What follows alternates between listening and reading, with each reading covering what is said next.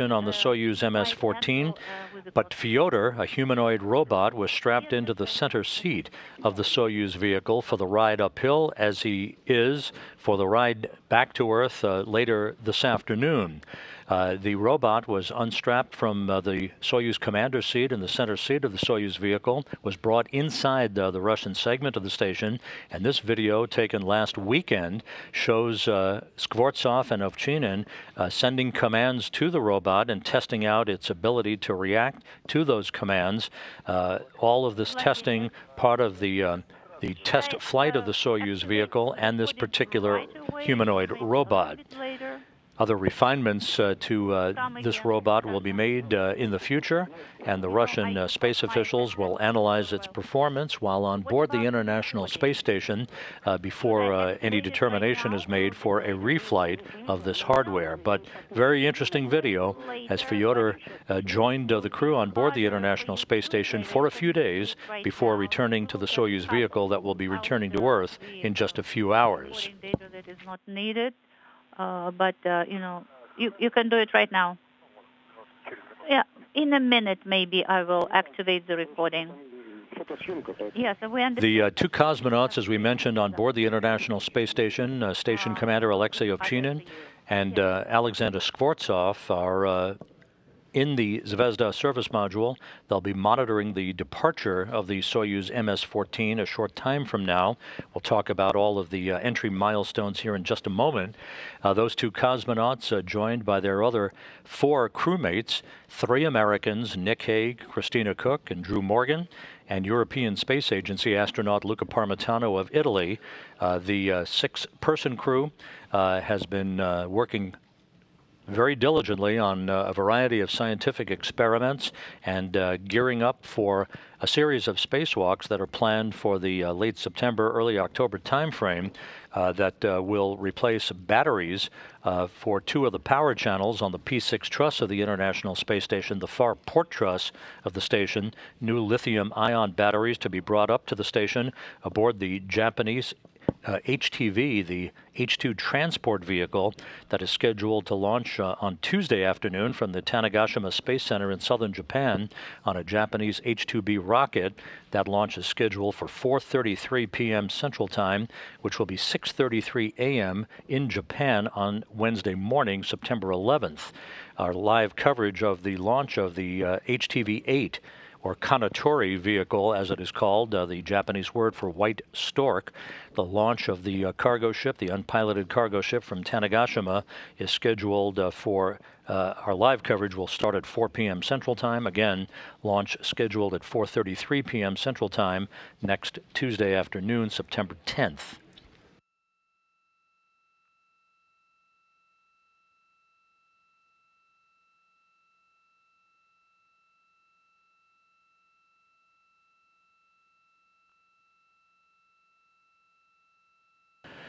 But first things first, and that is the departure of the Soyuz MS-14 from the International Space Station coming up a short time from now.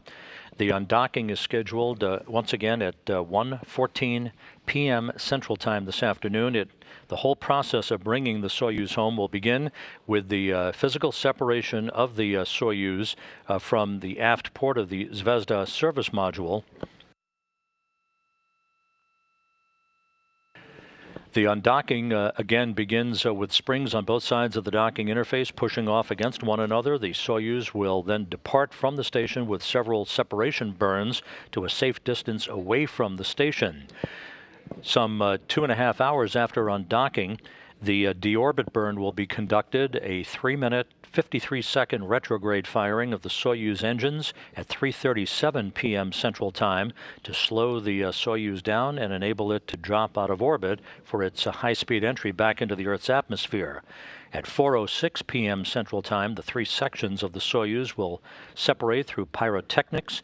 The center section, the descent module, which is normally occupied by a three-person crew, is the only portion of the Soyuz that survives re-entry. It will hit the Earth's atmosphere at 4:10 p.m., where temperatures around the Soyuz will build up to about 2,500 degrees Fahrenheit during the plasma regime. Once out of the upper reaches of the Earth's atmosphere, the chutes will be deployed. First a drogue chute, then a main chute at 4:19 p.m. Central Time to gently guide the Soyuz to a landing on the south-central steppe of Kazakhstan, about 87 miles southeast of the remote town of Zhezkazgan, just as if it were a populated vehicle with a crew. This is exactly the same coordinates for a landing site for a crewed Soyuz vehicle coming home. Just seconds off of its landing site, soft landing engines will fire in a final braking maneuver, and at 4:34 p.m. Central Time, the Soyuz MS-14 and its humanoid robot occupant will be back on Earth. The landing is taking place in the dead of night on Saturday morning in Kazakhstan at the landing site, where it will be 3:34 a.m. Kazakhstan time. The Russian search and recovery forces, just as they would for a crewed landing, will be on the scene with helicopters, all-terrain vehicles, and other recovery personnel to secure the vehicle and then bring it back to Moscow for post-flight analysis. This test flight is crucial for the Russian space control team to test the Soyuz's modernized guidance, navigation, and control system and entry control system, not only verifying the integration of this Soyuz spacecraft with the 2.1A launch vehicle that will be used for all manned launches beginning next spring from the Baikonur Cosmodrome, but it will also aid in the development of an uncrewed payload return vehicle in the future that will enable the return of cargo to the ground from the Russian segment of the International Space Station. The landing again is scheduled at 4:34 p.m. Central Time this afternoon, 3:34 a.m. Kazakhstan time on Saturday morning. That's 3 hours and 23 minutes before sunrise at the landing site, which is about 87 miles to the southeast of the town of Zhezkazgan, where the Russian search and recovery forces would typically deploy for a crewed landing. The next landing of a crew from the International Space Station is scheduled for October 3rd, when the Soyuz MS-12 will bring home Alexei Ovchinin, Nick Hague, and United Arab Emirates spaceflight participant Hazza Ali Al-Mansouri. The first launch of a crew on the modified Soyuz spacecraft and the 2.1A booster is scheduled for next March, as we mentioned. These 2.1A launches will take place from Site 31 at the Baikonur Cosmodrome in Kazakhstan. The September launch coming up on September 25th of the next crew to fly to the International Space Station on the Soyuz MS-15 spacecraft is the next launch in the series and will be the last scheduled launch from the historic Site 1 at the Baikonur Cosmodrome, the same launch pad that Yuri Gagarin launched from back on April 12, 1961, to become the first human to fly in space.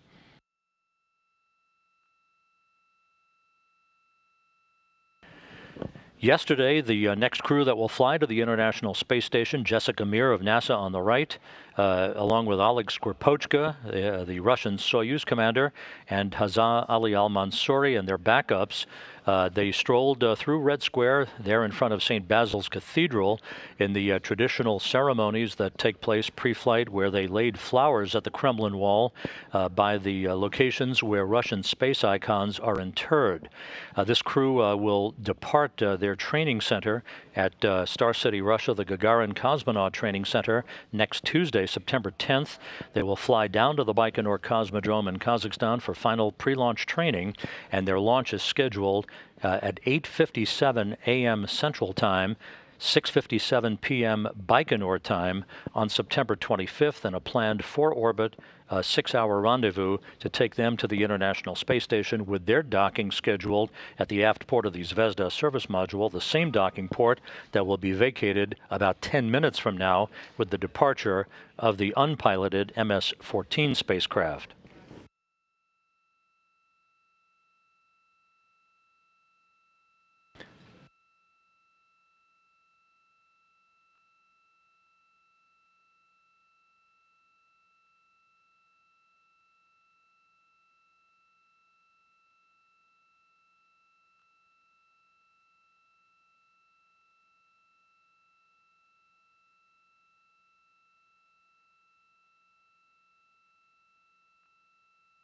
We are inside 10 minutes now from the time that the commands will be sent to begin the process of opening up the hooks that have held the Soyuz MS-14 spacecraft to the aft port of the Zvezda service module since its arrival on August 26th. Everything is in readiness for its departure. By the way, our live coverage of undocking will continue this afternoon until we no longer have usable video of the Soyuz as it departs the neighborhood of the International Space Station. There will be no live coverage of deorbit or landing of this Soyuz vehicle. We will update the progress of the Soyuz's return to Earth on the NASA website, however.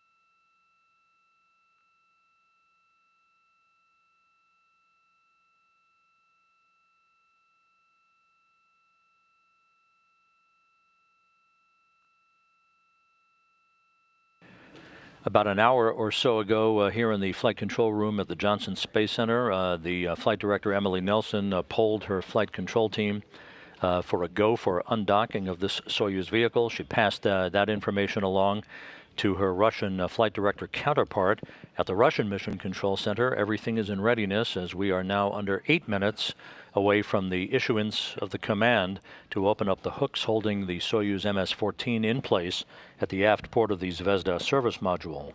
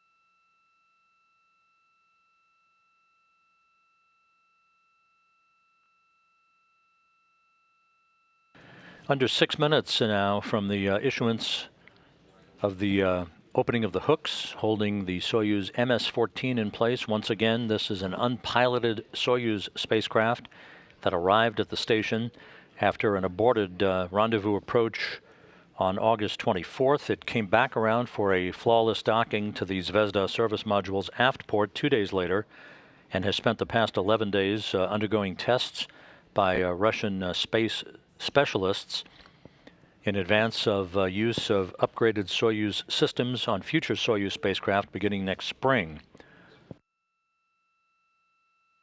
Just as if a crew were on board, this vehicle will back away to a safe distance from the International Space Station for the deorbit burn, a 3-minute, 53-second retrograde engine firing at 3:37 p.m. Central Time this afternoon that will slow the Soyuz down, allow it to drop out of orbit for its entry back into the Earth's atmosphere, and a landing at 4:34 p.m. Central Time, 3:34 a.m. Kazakhstan time on Saturday morning, where the Russian search and recovery teams will be on scene about 87 miles to the southeast of the town of Zhezkazgan, almost the exact spot where a crewed Soyuz vehicle would land, to secure the vehicle and bring it back to Moscow for post-flight analysis.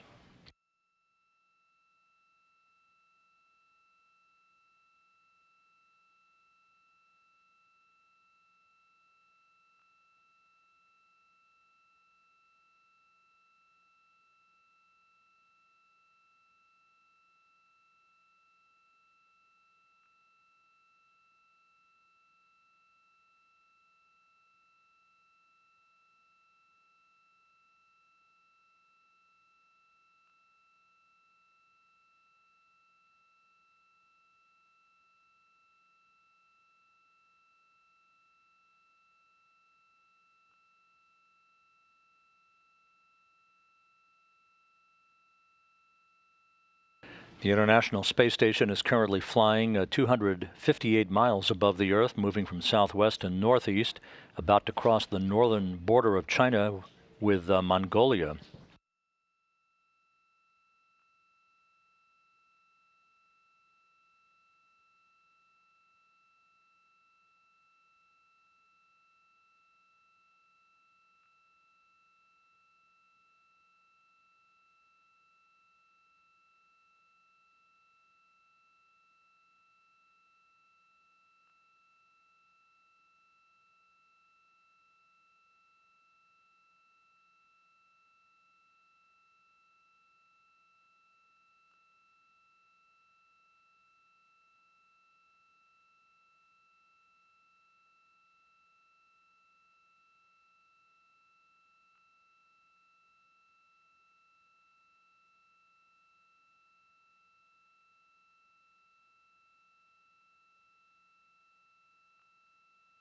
Two and a half minutes now until the undocking command.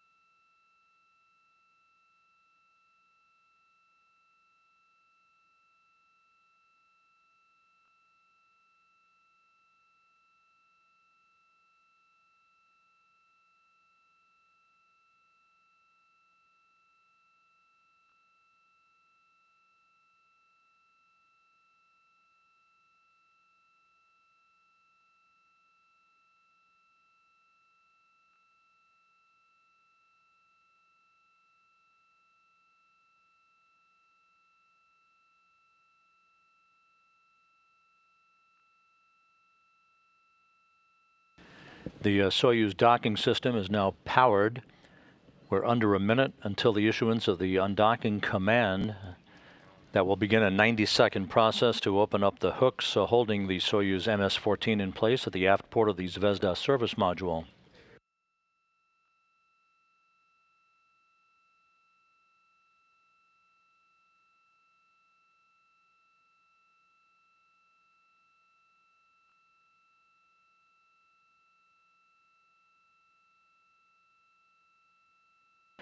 This is a view from the external camera on the Soyuz MS-14.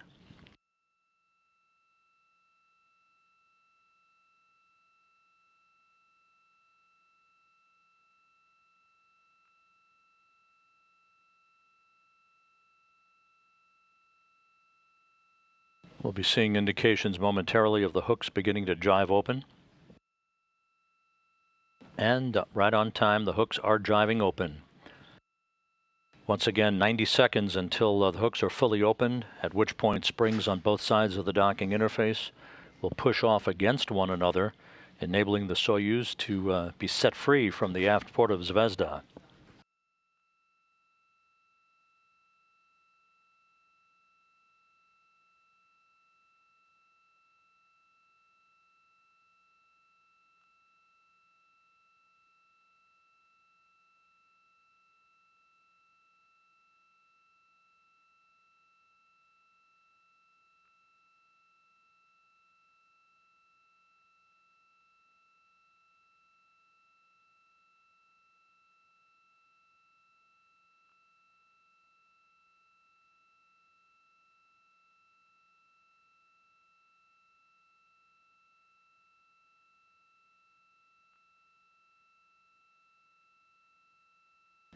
Hooks continuing to jive open, standing by for physical separation.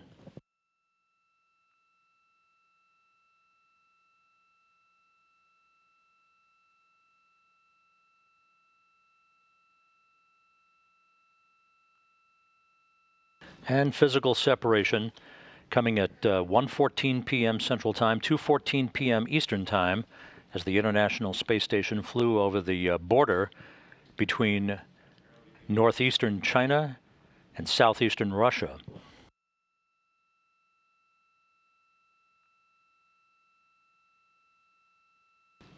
So after 11 days of the International Space Station, the unpiloted Soyuz MS-14 is now flying free, headed for a landing on the south central steppe of Kazakhstan about 2 hours and 20 minutes from now.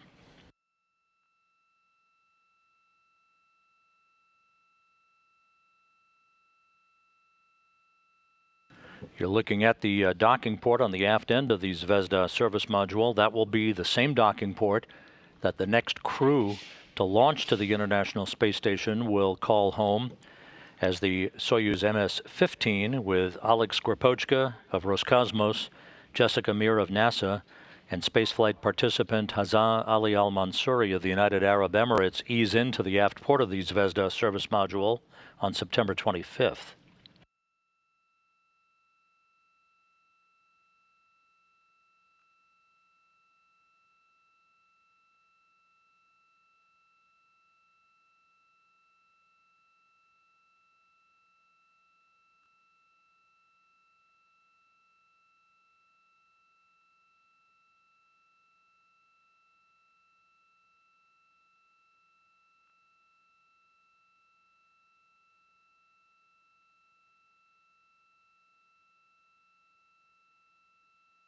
The Soyuz MS-14 spacecraft and the International Space Station about to fly into an orbital sunrise over the Northwest Pacific.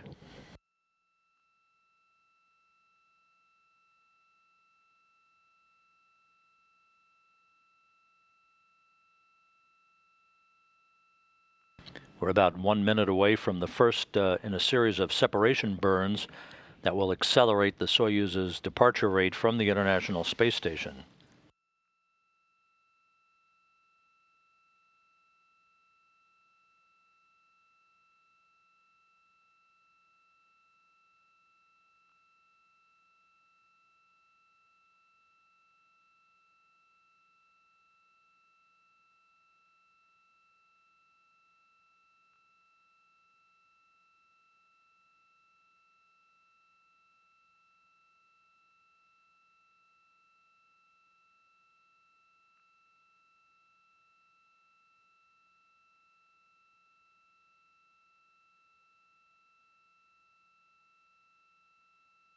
And the first separation burn is underway.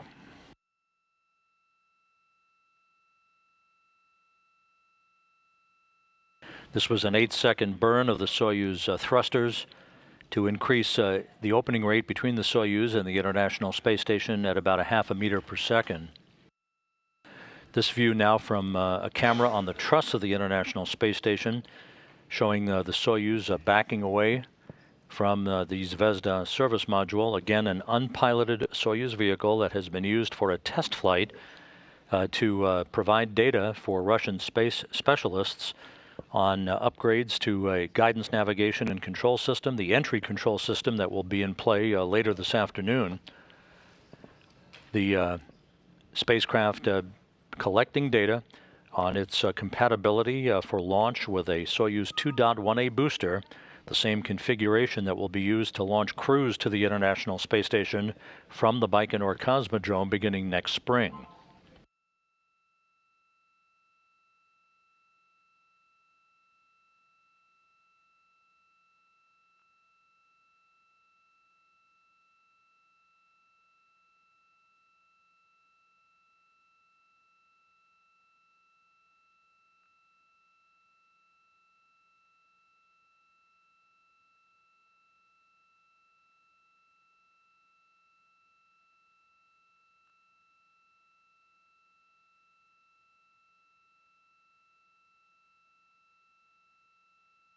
Russian flight controllers have uplinked to this unpiloted spacecraft deorbit burn parameters.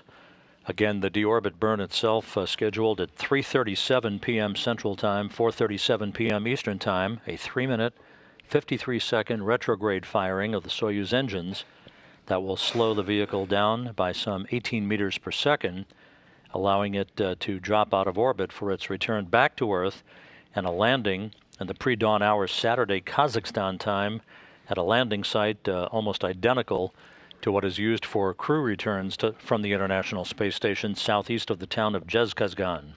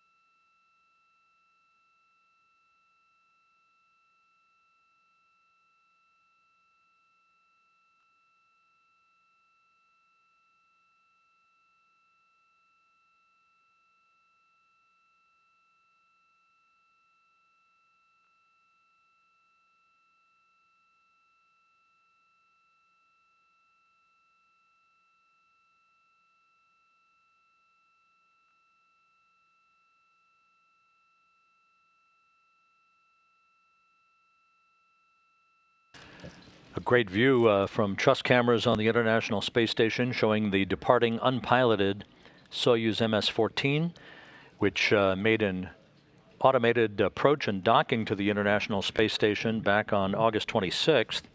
Spent 11 days at the station undergoing engineering testing and now will automatically return to Earth for a landing later this afternoon on the steppe of Kazakhstan. With its departure, the mass of the International Space Station is now just over 917,000 pounds after the Japanese cargo ship, the HTV-8 or Kanatori spacecraft, arrives at the International Space Station for a capture and berthing on Saturday, September 14th, assuming a launch next Tuesday. The mass of the International Space Station will have grown to almost 951,000 pounds.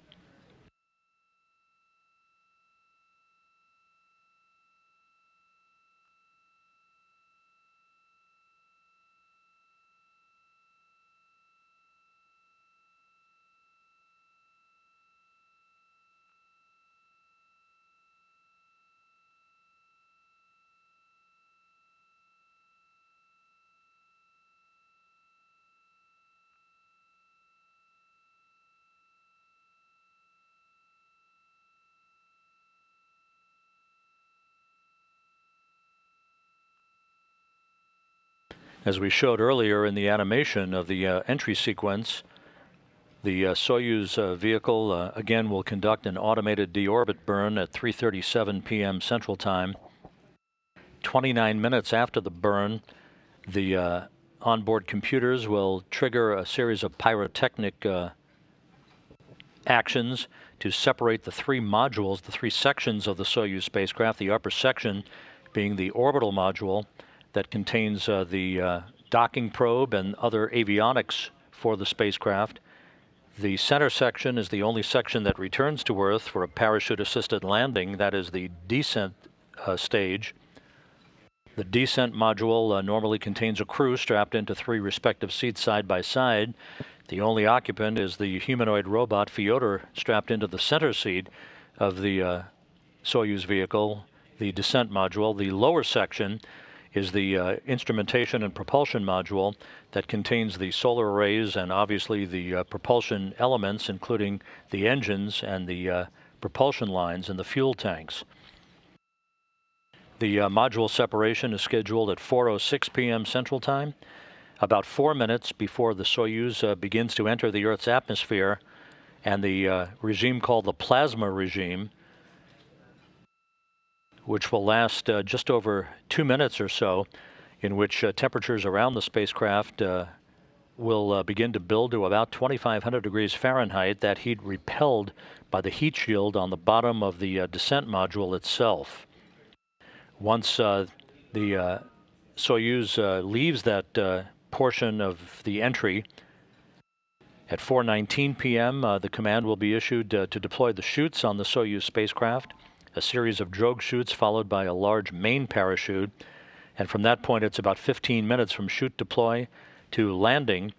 One final burst of soft landing engines on the bottom of the descent module to offer a final braking maneuver, with touchdown expected at 4:34 p.m. Central Time this afternoon, which will be 3:34 a.m. Kazakhstan time at the landing site. The Soyuz and the International Space Station now have flown into an orbital sunrise over the northwestern Pacific Ocean, beginning a track from northwest to southeast in an orbit inclined 51.6 degrees to either side of the equator.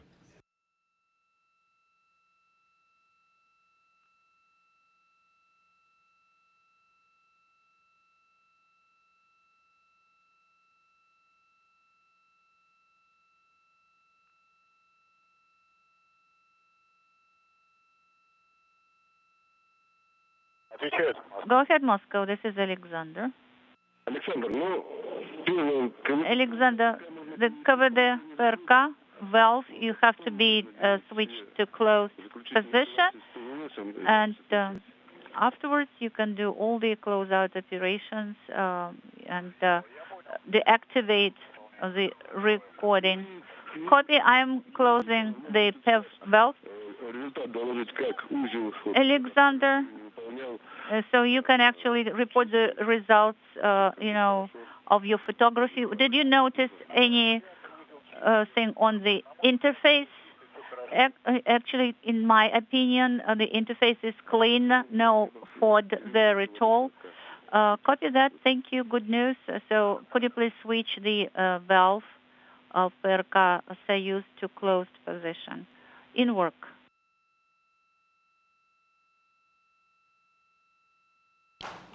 This view of the Soyuz vehicle flying over the tranquil Earth below and the northwestern Pacific Ocean, in stark contrast to an overflight that the station made earlier today, about 6 hours and 15 minutes ago, when the station flew directly over the ferocious beauty of Hurricane Dorian, which at the time was just off the outer banks of North Carolina, moving in a northeasterly direction.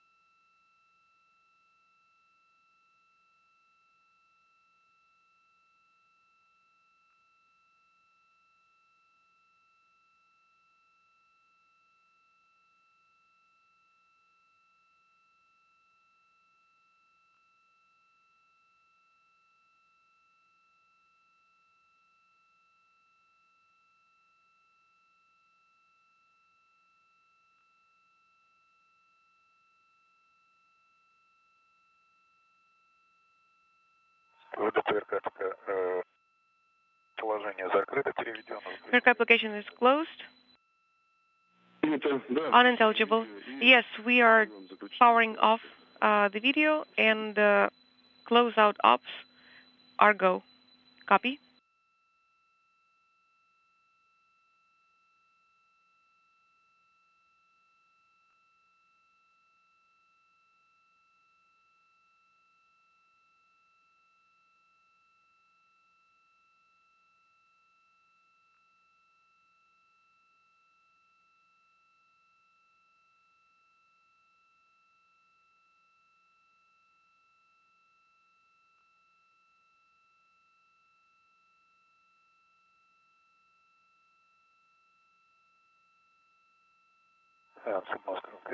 Moscow Station, space to ground 1 for video, MPEG video downlink.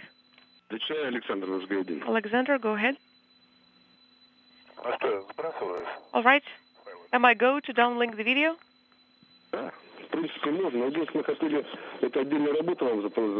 Yes, your go. There is additional activity scheduled for you. I don't know if you have enough time before the DPC, but could you please take a look and just verify if you have enough time? So do you want me to downlink via OCA? Affirmative. It has now been about 15 minutes since the undocking of this Soyuz MS-14 unpiloted spacecraft from the aft port of the Zvezda service module, continuing to track its departure to a safe distance away from the International Space Station, flying 258 miles over the Central Pacific Ocean, moving from northwest to southeast.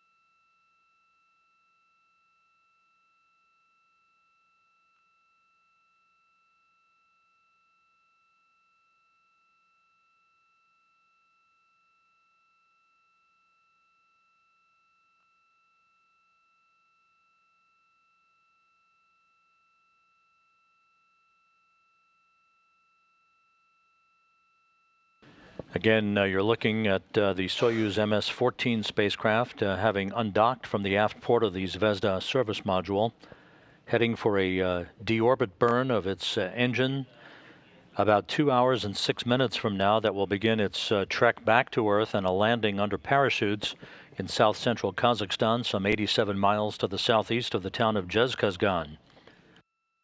This vehicle launched from the Baikonur Cosmodrome on a Soyuz 2.1A booster on a test flight back on August 21st, U.S. time, August 22nd, Baikonur time, made a 2-day trek to the International Space Station, where it attempted an automated docking to the Poisk module on the space-facing side of the Russian segment of the station. That approach was aborted because of a problem on the station side of the Poisk interface on the Corps' automated rendezvous system with the Soyuz vehicle.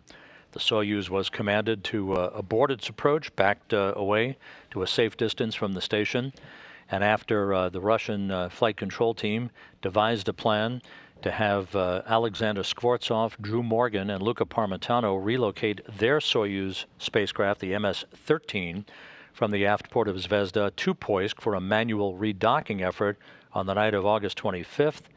This Soyuz vehicle, unpiloted, made an automated approach and a flawless docking to the aft port of Zvezda the following night on August 26th, where it has spent the last 11 days.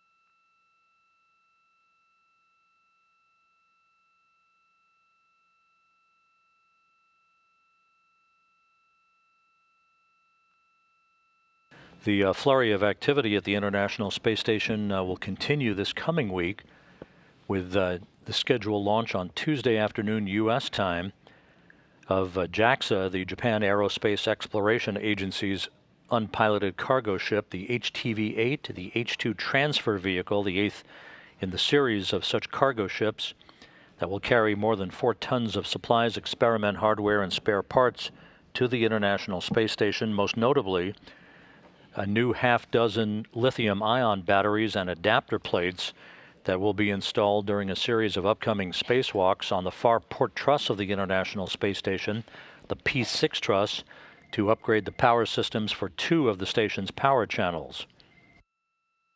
That launch is scheduled on Tuesday, September 10th at 4:33 p.m. Central Time, 5:33 p.m. Eastern Time, with our coverage on NASA TV beginning at 4 p.m. Central, 5 p.m. Eastern. The HTV-8 will take a 4-day transit to the International Space Station, arriving for a capture and installation to the Earth-facing port of the Harmony module of the International Space Station on Saturday, September 14th.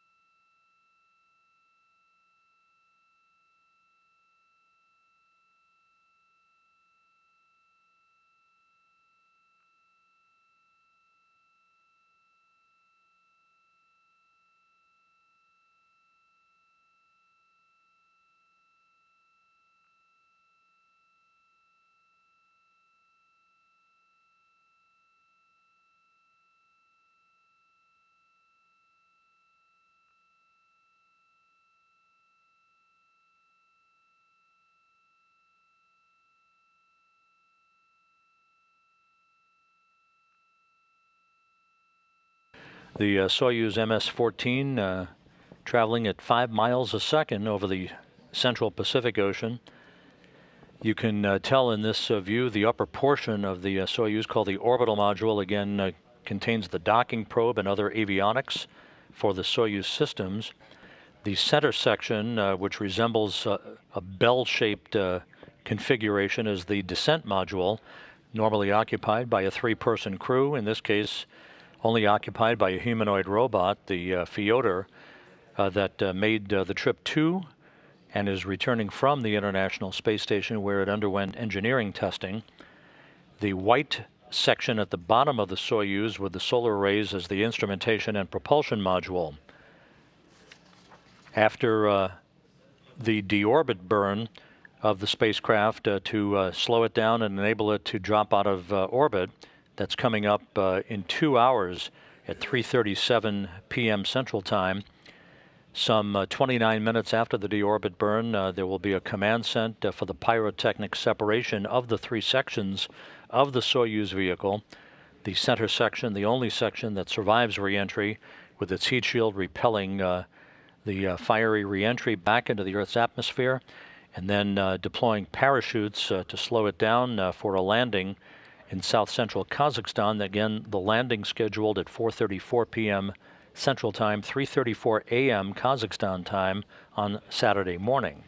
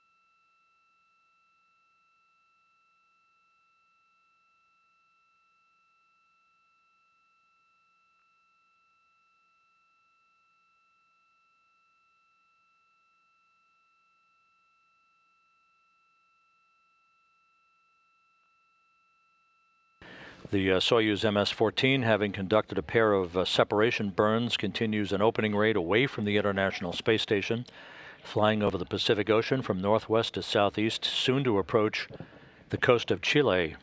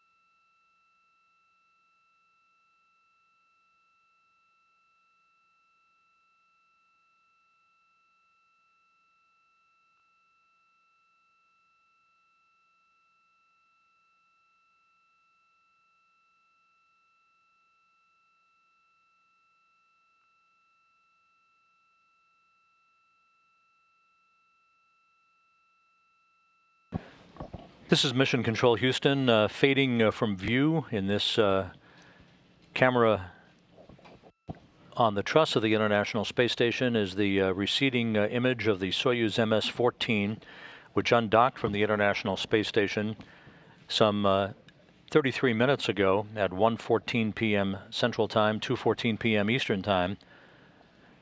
Wrapping up 11 days at the station, the unpiloted MS-14 flown to the station on a Soyuz 2.1A booster from the Baikonur Cosmodrome in Kazakhstan, arriving on August 26th for a test flight and engineering testing by the Russian flight control team in Korolyov.